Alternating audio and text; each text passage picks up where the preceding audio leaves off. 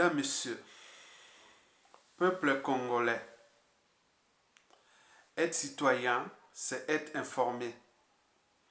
Et pourquoi? Parce que l'ignorance est la pire des souffrances. Le savoir et la connaissance vous libèrent. Pour info, un proche du pouvoir, c'est-à-dire quelqu'un qui est à l'oreille du pouvoir, il voit tout, il écoute tout. Il a eu une conversation avec un ami à lui. Cet ami a un pied dans la dictature et l'autre aussi dans la résistance. Et donc, ce proche du pouvoir lui a fait passer un message que la situation du régime devient de plus en plus intenable et que le dictateur Denis Sassou Nguesso lui-même et son clan sont inquiets de la situation qui devient de plus en plus intenable.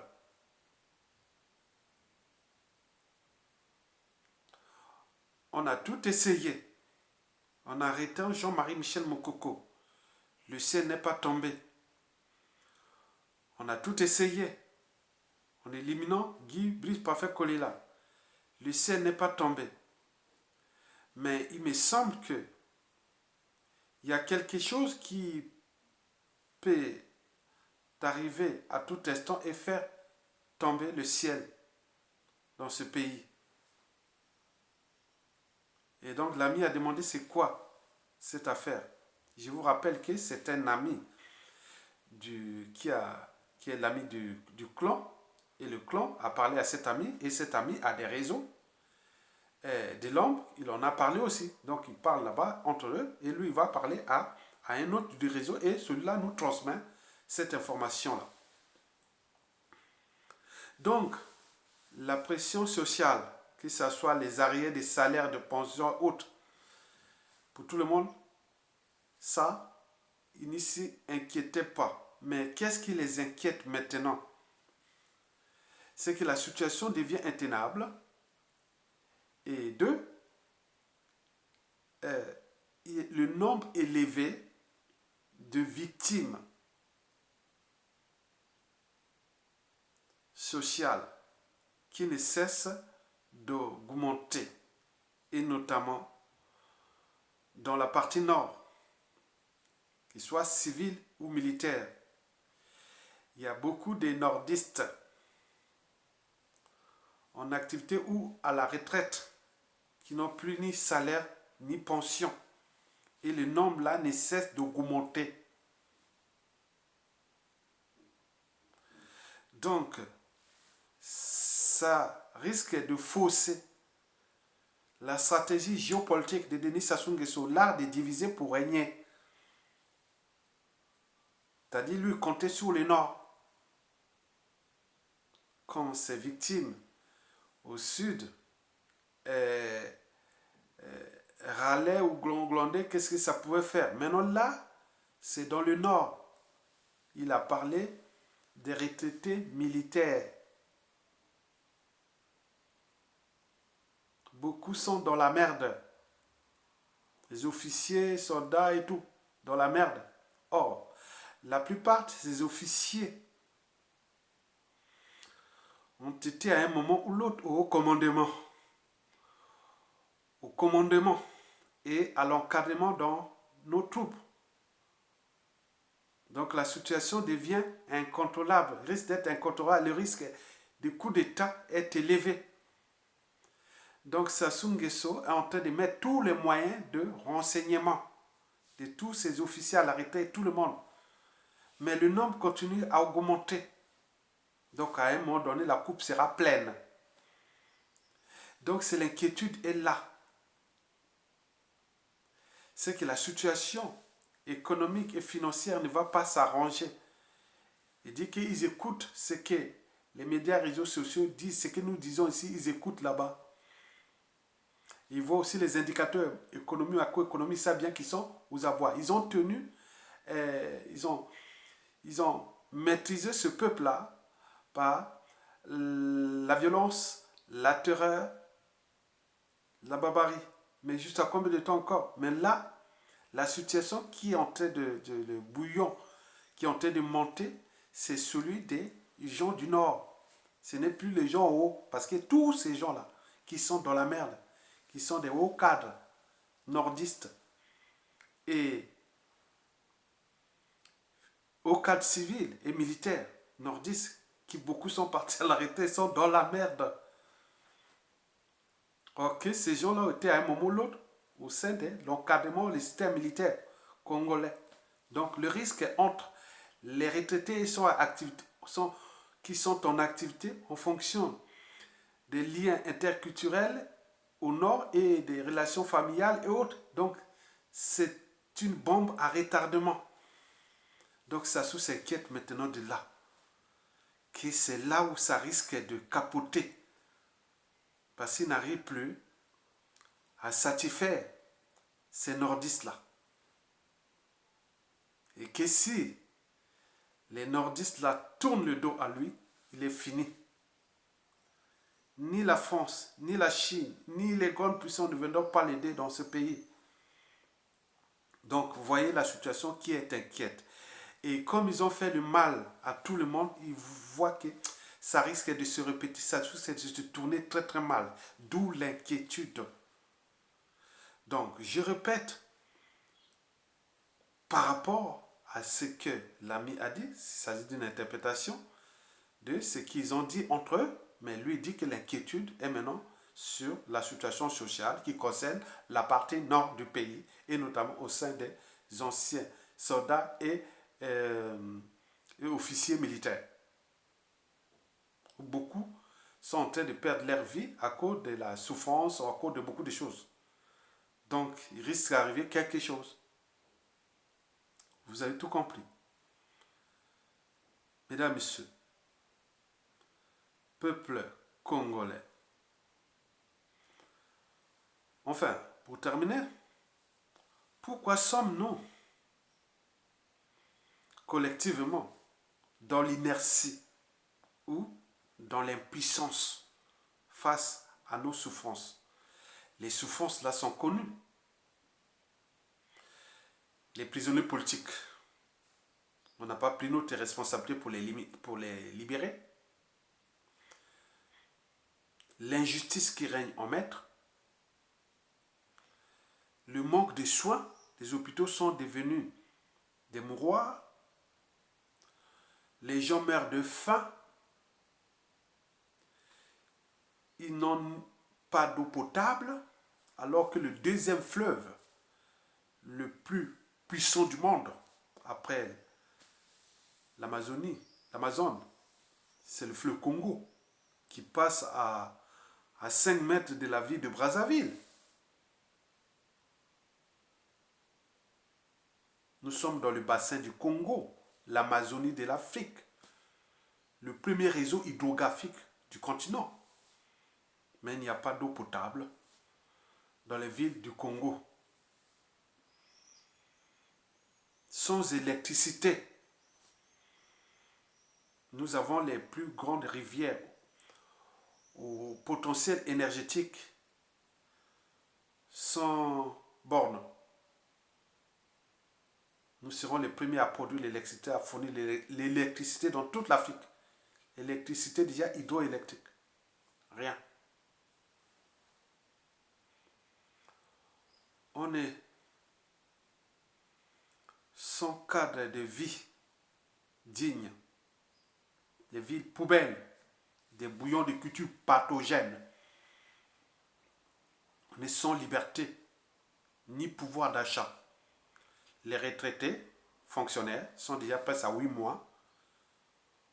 Les fonctionnaires sont déjà presque à 8 mois sans salaire. Les retraités sont déjà à 3 ans fonctionnaires comme officiers militaires et soldats et autres.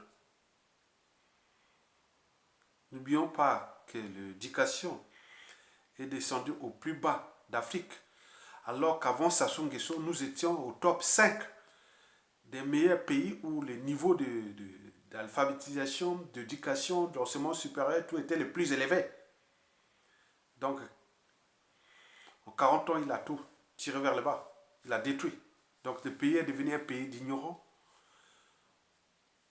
de tribalistes, de voleurs et d'assassins. Donc, cette inertie ou cette impuissance tient de 3 facteurs. Ne cherchez pas des boucs émissaires. Cette inertie tient de 3 facteurs. Pourquoi nous sommes-ils impuissants face aux souffrances infligées par le dictateur Denis Sassou Nguesso? Il faut en tenir compte de 3 facteurs qui font que nous sommes impuissants face au rouleau compresseur liberticide, antidémocratique, antisocial et criminel, et voire confiscatoire de ce pays comme sa propriété privée par le régime de Denis Sassou Nguesso. Donc on a 3 facteurs. Vous devez en tenir compte de ces 3 facteurs. Et si vous cherchez à s'affranchir de ces 3 facteurs, Sassou Nguesso tombe.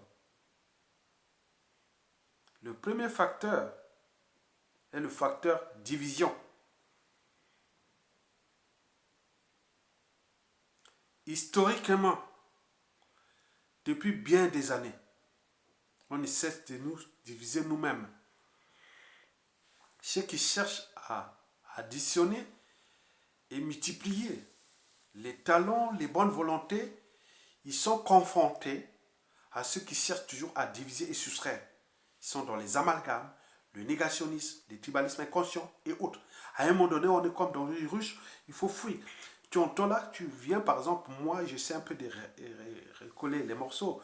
J'en ai vu ici dans les meetings, dans les réunions en salle, ici dans la diaspora, dans mes messages, chercher à faire l'unité nationale. L'unité, c'est un processus.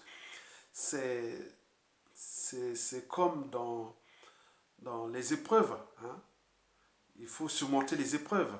La résilience. Vous voyez ça, la capacité à surmonter les épreuves. Mais chaque fois qu'on cherche à ramener les Congolais vers l'idéal d'unité nationale, de vivre ensemble, il y a toujours ces colporteurs, ces vecteurs, ces arènes messagers de la division, des amalgames, du bouc émissaire et autres. On dit non, non, non, il y a un problème. Et beaucoup vivent dans les pays occidentaux où chaque fois, historiquement, les États-Unis, il y a eu la guerre de sécession, il y a eu ça, en Europe, autre. Donc c'est l'idéal, on cherche là. Mais non, non, non, non, non, c'est bon. À cause d'un individu, d'un régime France-Afrique, dont on voit que l'ADN de la division est l'ADN de la France-Afrique. On en voit au Côte d'Ivoire, on en voit au Togo, au Cameroun, au Gabon, partout on a vu. Mais nous, on n'est pas capable de dire en tant que individu qui a au moins un cerveau, une âme et une conscience, dit non, on est dans le piège, on est là. Donc on cherche à s'affranchir. Or, la division crée le climat de méfiance et de défiance. Donc on ne construit pas dans la division. Donc là, vous avez là, c'est la montée en puissance, c'est comme l'inflation de la division. Des boucs émissaires, la citoyenneté par appartenance, la responsabilité par appartenance. Donc vous n'avez pas construit un... Oui, il faut un dénominateur commun. Il n'y a pas de mobilisation profonde, ni de dépassement de soi, des citoyens, sans un rêve commun de lendemain à construire des futurs à édifier. Mais ce futur-là commence déjà par l'unité. Si nous ne sommes pas capables de s'entendre sur un dénominateur commun, comment nous allons nous entendre après Sassou Nguesso? C'est tous les questionnements. Donc, le facteur division est là. Je vous dis sincèrement, c'est comme dans un, on est pris comme dans un rouleau compresseur. de la division. Parfois on dit stop, stop, stop. Pensons d'abord à être ensemble pour qu'on les dégage. Maintenant, si on veut se diviser, on veut faire créer 65 États au Congo, à cause de 65 tribus au Congo, oui, 65 États. Si on veut multiplier, on peut faire... Oh non, ça après. Prenons d'abord ensemble, parce que sans l'unité, sans l'union, on ne peut pas combattre une tyrannie aussi féroce par la division. Mais là, on rappelle, on revient à la lettre. Nous, on doit aller vers la convergence des victimes, des frustrations, de tout. Mais là, c'est un processus. Et donc, nous devons inviter les gens qui ont la même mission que nous, de nous rejoindre dans le sens de l'unité, d'aller dans ce sens-là.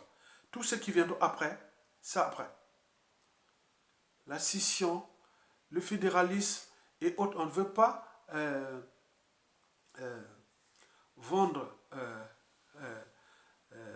la peau de l'ours avant de l'avoir abattu. Non, non, non, c'est pas possible.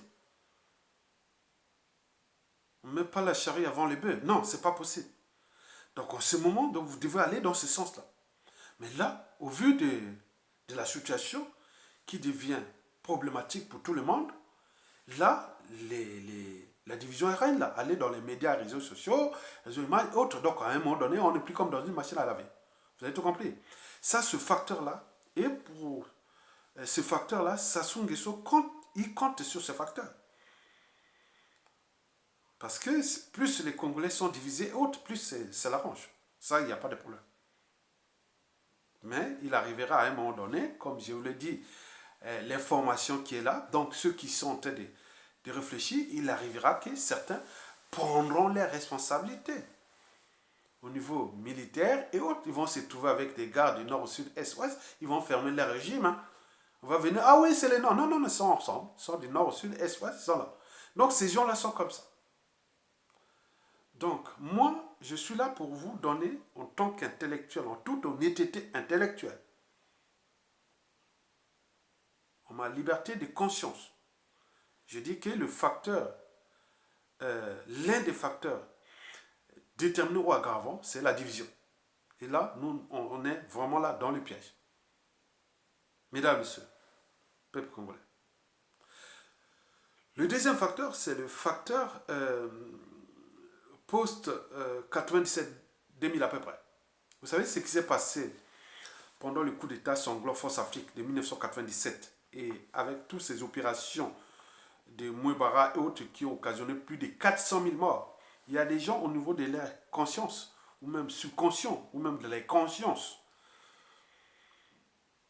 Ils ne veulent plus parler de bain de sang, de autres. Donc ils ont peur de se retrouver dans la situation historique de 1997. Ça crée genre d'impuissance, genre de statu quo, beaucoup de choses comme ça qui sont bloquées. Les gens ont vécu, ont subi des horreurs dans ce pays-là, des traumatismes, des violences, autres, ce qui s'est passé. Ils ne veulent plus subir ça. Parce que celui qui est à la tête de ce pays, c'est tout justement celui qui a apporté ça. Donc il s'est surarmé. Donc il a dit, venez me chercher. Je vous tue. On est dans la signification de l'ennemi du noir. C'est le noir lui-même. L'ennemi de l'Africain, c'est l'Africain lui-même. Il existe une certaine mentalité qui nuit gravement à l'évolution du continent noir. Donc Sassou Nguesso est là. Il a pris ce pays. Il devient comme un forcené, un terroriste avec lequel les négociations sont du temps perdu, les dialogues, tout compagnie. Il veut mourir au pouvoir. Il est là. Il tient pour détruire ce pays. C'est à nous de trouver des stratégies. Des stratégies pour qu'il n'y ait pas bain de sang. Parce qu'il est parti là, il se dit, si, venez me chercher, si vous le cherchez, moi je vais vous tuer tout. Je suis déjà en train de commettre les crimes maintenant sélectifs. Les courageux, les intelligents, les patriotes, tout ça sont éliminés un à un. On tombe les uns et les autres comme des quilles dans un bowling. Mais au final, à la suite de ça, on va se retrouver avec un pays où il n'y aura plus grand-chose. Ça c'est sûr, mais la faute à qui? C'est la responsabilité individuelle et collective historique, et moi jusqu'à nos jours. On est bien d'accord. Donc personne ne peut pas dire, ah non, oui, c'est la faute des nordistes, la faute des sudistes. Au sein de ce pays, il y a eu des gens, c'est-à-dire historiquement, si on voit depuis que Sassou Nguesso est rentré là dans les armées, puis la politique, on va retrouver autant des nordistes que des sudistes qui sont avec lui. Donc, vous avez tout compris. Que ce soit les différents gouvernements et les différents pouvoirs et autres, ceux qui travaillent pour lui. Ils sont là nombreux. Donc, c'est un système. Or, un système, il n'y a pas de tribalisme dans un système. Donc, vous à l'extérieur, vous parlez de nord, sud, est, ouest, mais ceux qui sont à l'intérieur du système, qui soient du nord ou du sud, de l'est à l'ouest, même au sein du régime, mais ils ne voient pas qu'il y a du tribalisme.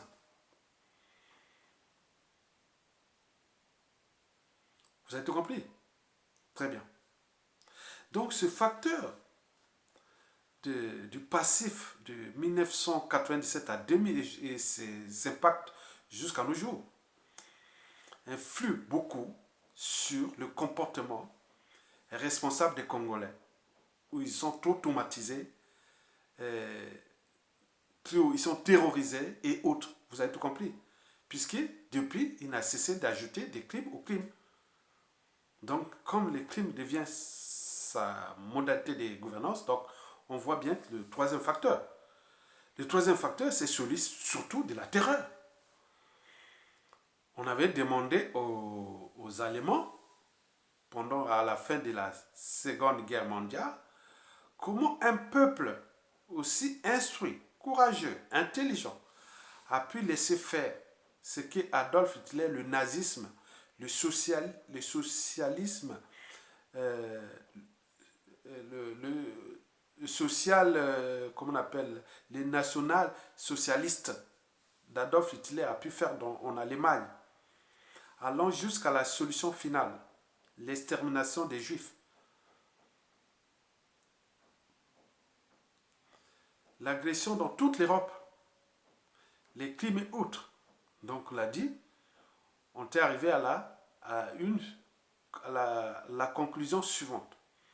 C'est à cause de la terreur que les Allemands autres. Quand vous mettez trop de terreur, les gens se soumettent. Donc ce que Sassou Nguesso fait. Sassou Nguesso a trouvé la violence, la terreur, la barbarie comme modalité de gouvernance ou comme des préalables à la soumission des Congolais. Et ça marche. Et ça marche. Et donc, sur ce plan, donc, le risque, c'est que ça peut se recommencer. Qu'au moment de la chute, c'est que eux, ils pensent que au moment qu'ils vont chuter, tellement qu'ils ont fait du mal, tellement que les gens ont été entraînés, conditionnés, d'autres sont même sous emprise de ce que Sassou Nguesso fait. C'est-à-dire, en termes d'indicateurs, des revanchards, ou de tout ce que je peux vous parler, parce que ce n'est pas des gens qui parlent, hein, ce sont des gens qui sont des bourreaux invisibles, des silencieux qui attendent. Donc ils ont atteint les niveaux, même des Sassou Nguesso, au moment qu'ils vont tomber. Donc je retiens à dire à Sassou Nguesso, je ne suis qu'un visionnaire, parce que le futur, c'est justement le passé et le présent qu'on ignore. Et donc, là, les gens atteignent les niveaux de... Ils sont un peu comme vaccinés, ils sont comme immunisés, ils sont entraînés et conditionnés. Ils sont aujourd'hui, ils disent non, mais écoutez, bon, ben, au Congo, l'intégrité physique, le caractère sacré de la vie humaine, la liberté et la dignité n'ont plus aucun sens ni signification. Mais l'enjeu pour ces uns et les autres, récupérer le pouvoir et le moyen de l'État. Mais ils disent que eux, ils sont plus des humains, donc par conséquent, demain, il sera juste légitime de les traiter comme ils ont traité aux autres. Donc, les régimes de Sassou, les Sassou Nguesso, ne sait pas comment il va tomber. Et les clans, les familles et autres, ne sait pas comment il va se passer. Je voulais dire des choses. Je vous dis des choses, par exemple, là. Vous avez Gbagbo, il sort de sa prison là, il divorce. Mandela, c'était pareil. Mokoko, peut-être si en vivant, ce sera pareil. Mais vous, ce sera pire aussi. Je vous l'ai dit qu'il y aura beaucoup de divorces au Congo. Tout ce monde-là, les palais-là, tout ça sera dans la merde totale. Ces gens-là, les autres, attends, c'est quelque chose qui se prépare. Donc, moi, je suis là pour alerter. Et quand tu vois ceux qui vont fuir à l'étranger et autres, parce que vous avez fait trop de mal. Il y a des gens qui sont arrivés à un niveau, c'est le niveau des non-rétaux. Il n'y a pas à négocier avec vous. Il n'y a pas. Donc, sauf appliquer la loi, les foutre en prison. Et qu'ils crèvent là-bas, qu'il faut ceci, c'est que les gens pensent. Et je dis bas, c'est que, oh, c'est que tout le monde pense bas. Et en plus de ça, ceux qui vont fuir à l'étranger vont se retrouver dans la situation des autres, à partir des autres. Donc, ils s'y préparent. Donc, faites attention. Donc, pour nous, il fallait seulement donner cette information capitale aux Congolais que, un, le régime a peur parce que il sait très bien que la densité ou la quantité ou le volume de ces nordistes qui deviennent aussi des victimes est tel que, et ça devient très dangereux pour Sassou, puisque ces victimes ne sont plus que du commun des mortels. Ce sont des gens, à un moment ou l'autre, ont été au niveau du régime, qui ont servi le régime, qui ont été là. Après, ils sont allés à la retraite, ils n'ont plus rien, donc ils sont dans la merde. Ce sont des hauts cadres, civils, militaires et autres. Donc ça, ils ont des relations avec ceux qui sont en activité, que ce soit au niveau du commandement, état-major, des administrations et autres. Donc on ne sait pas ce qui se prépare. Ok, très bien. Maintenant, pour nous, on sait bien que si ça coince, c'est à cause de ces trois facteurs précités. Donc, le facteur division qu'il faut chercher à s'enfranchir. Deux, le facteur historique de ce qui s'est passé en 97 et autres, mais que ce passé n'a pas jamais, on n'a jamais fait, c'est-à-dire le bilan où on n'a jamais réglé cette problématique, parce que les amalgames sont là. Hein. On parle d'un côté, c'est la faute de Sassou Nguesso, à faute de Lissouba, donc entre deux, donc vous voyez, ça crée quelque chose qui, voilà, on n'a pas encore résolu ça, mais ça va être réglé par la commission vérité, réconciliation, et réparation, devoir des mémoires, et puis comme ça, qui viendront après, c'est obligatoire. Parce qu'aucune officine, aucun parti politique, ni pouvoir ne pourra résoudre l'âme des Congolais qui est brisée depuis la conférence nationale jusqu'à nos jours, et bien avant. On est bien d'accord? Très bien. Troisième facteur, et le dernier, c'est la terreur. Parce que ça soit trouvé là et marché. Pour se maintenir au pouvoir. C'est-à-dire, il tue. Il terrorise, il tue. Même dans la diaspora, il attaque même aux médias et réseaux sociaux. D'où l'intérêt pour vous, si vous aimez être libre et digne, si vous soutenez ceux qui luttent pour votre liberté et dignité, donc vous devez liker, j'aime, pour protéger cette vidéo des ennemis de la vérité et de l'intérêt général. C'est pour protéger cette vidéo contre les ennemis de la liberté et de la dignité humaine. C'est pour tout protéger cette vidéo des ennemis de ceux, hein, des ennemis qui sont là pour lutter contre nous, qui luttons contre l'injustice, l'oppression et la barbarie. Donc vous devez liker.